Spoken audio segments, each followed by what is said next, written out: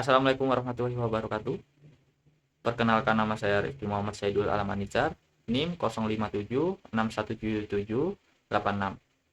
Pada video ini saya akan menjelaskan tugas praktik 1 mata kuliah STSI 4104 Struktur Data yang diampu oleh Bapak Muhammad Maksum Hidayat, Eskom Mkom.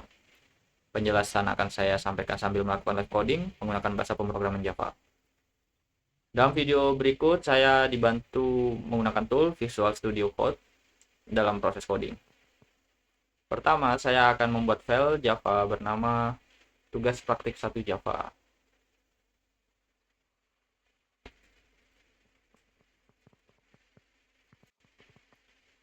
Praktik 1 Java. Karena dalam soal tugas praktik terdapat link list, kita diharuskan import library link list. Saya inisiasi dulu import link list.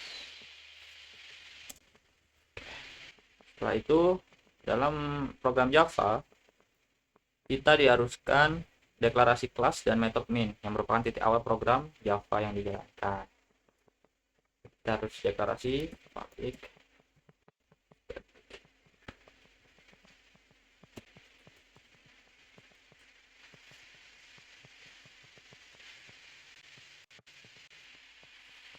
jadi untuk program Java kita harus deklarasi kelas dan metode main untuk bisa menjalankan program. Selanjutnya kita beralih ke soal pertama, soal ke-1. Dalam soal 1 kita diinstruksikan untuk membuat variabel bertipe data float dengan nama struktur baris. Oke. Kita harus deklarasi data dengan tipe float dengan nama struktur baris.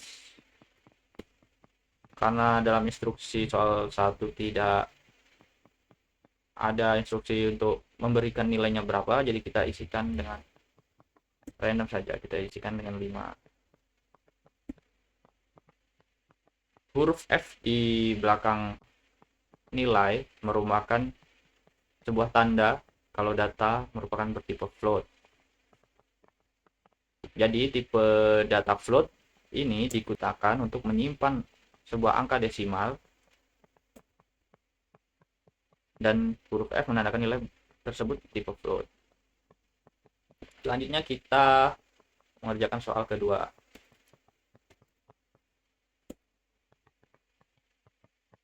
Di soal kedua kita diharuskan deklarasi variabel bertipe string dengan nama susunan kata baru. Jadi kita deklarasi string dengan nama susunan kata baru. Isi dari data susunan kata baru ini yaitu bertipe string, di mana teks yaitu berupa teks bertuliskan pemrograman struktur data Java. Di soal nomor 2, string digunakan untuk menyimpan data berupa teks. Selanjutnya nomor 3, saya akan membuat array 1 dimensi bertipe integer dengan nama 8 angka. Kita inisiasi tipe data integer 1 dimensi bernama 8 angka. Isi dari data berikut yaitu 10, 12, 18, 23, 33, 58, 67, 82. 8 angka. Oke. Array ini berisi 8 data bertipe integer. Jadi array digunakan untuk menyimpan beberapa data sekaligus dalam satu data. Selanjutnya soal keempat. Soal keempat, kita diinstruksikan membuat array 2 dimensi bertipe string bernama 2 angka. Oke, kita buat string 2 dimensi bernama 2 angka sama dengan untuk 2 dimensi kita diinstruksikan untuk membuat data berbentuk tabel dengan 3 baris dan 3 kolom. Jadi buat isi datanya. Pertama berisi. Untuk tipe string kita diharuskan mengisi data dengan dua tanda petik setiap nilainya. Setiap data yang kita masuk. 2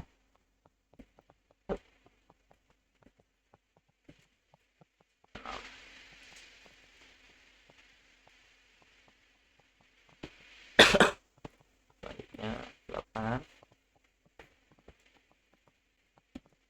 10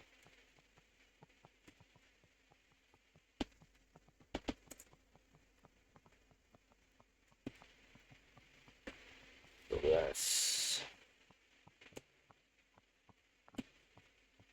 baris ketiga 14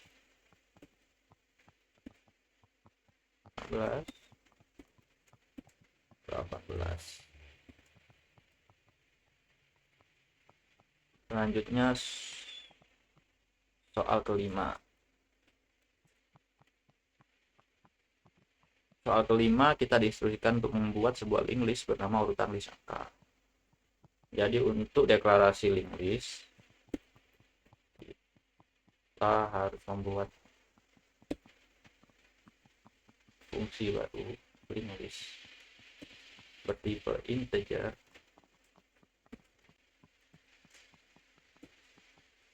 bernama urutan list angka.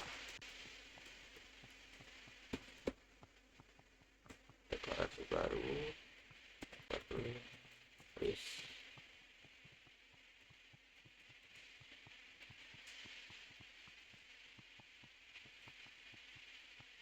Jadi untuk deklarasi link list kita diharuskan membuat sebuah metode baru. Jadi kode ini digunakan untuk membuat objek link list dengan tipe data integer. Dari link list yang kita deklarasikan, untuk menambahkan data di dalamnya, kita harus deklarasi metode add, yaitu tambah, dengan isi data yang kita ingin masukkan. Menambahkan data ke dalam link list secara berurutan. Jadi setelah kita deklarasikan dua fungsi link list, kita deklarasikan metode add untuk menambahkan isi data si angka pada link list. Angka pertama kita isikan dengan 15. Selanjutnya kita isikan dengan 28. Selanjutnya kita isikan dengan 33. Selanjutnya kita isikan dengan 47. Angka terakhir kita isikan dengan 59. Oke, setelah selesai kita untuk mengakhiri sebuah program kita harus menambahkan tutup kurang. Jika tidak, program tidak akan bisa berjalan. Oke, untuk membuktikan hasil yang kita kerjakan, kita bisa menambahkan fungsi sistem outprint, yaitu untuk menampilkan data yang sudah kita simpan atau kita buat ke layar.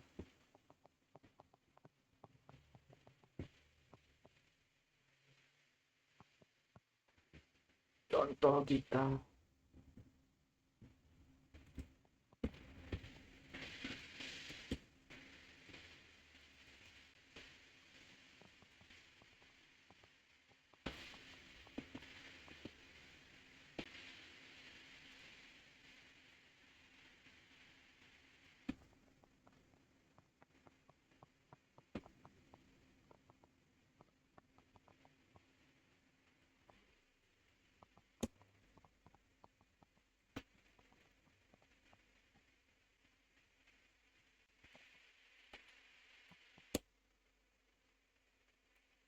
buat yang nomor 1.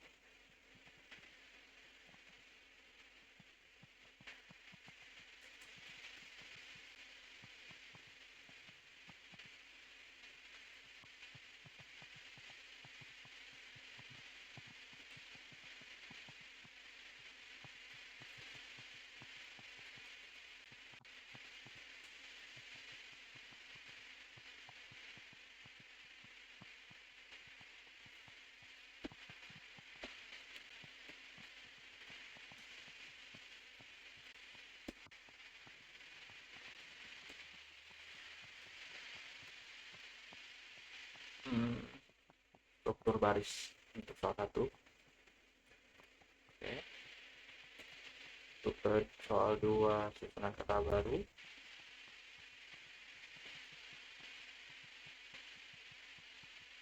Untuk array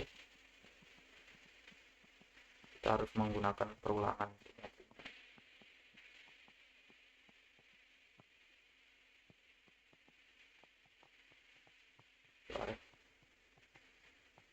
Urutan array.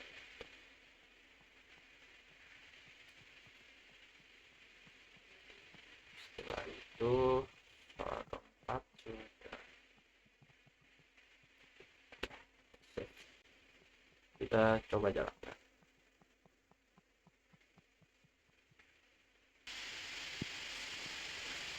Oke, setelah semuanya selesai, kita akan mencoba menjalankan program untuk memperlihatkan output dari program yang kita buat dengan fungsi sistem printout.